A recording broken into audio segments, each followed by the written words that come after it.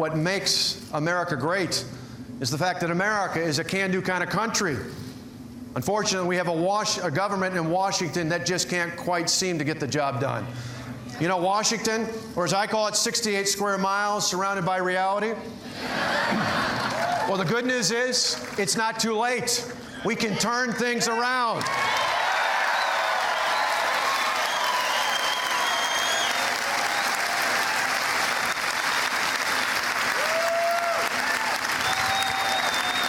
To do that, we need new, fresh leadership.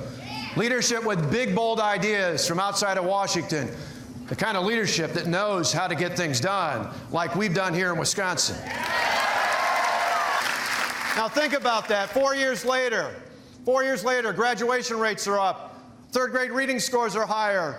And Wisconsin's ACT scores are now second best in the country. Our reforms work.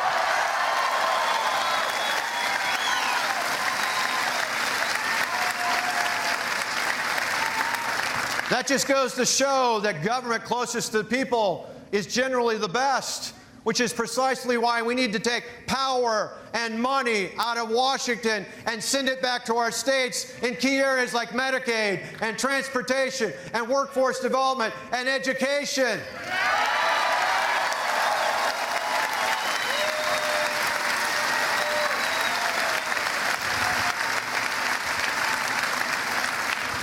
Sadly, though, Washington seems to think that success is measured by how many people are dependent on the government.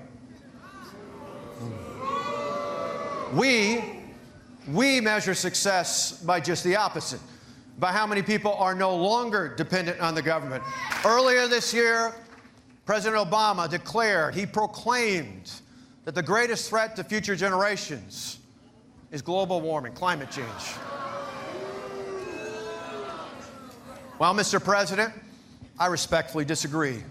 The greatest threat to future generations is radical Islamic terrorism, and we need to do something about it.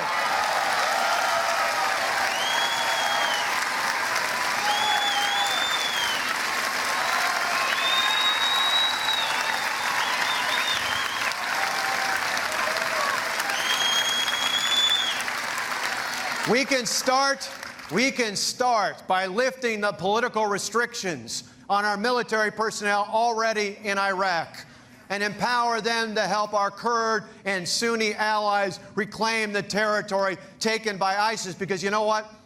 On behalf of your children and mine, I'd rather take the fight to them instead of wait till they bring the fight to us. After a great deal of thought and a whole lot of prayer, we are so honored to have you join with us here today as we officially announce that we are running to serve as your President of the United States of America.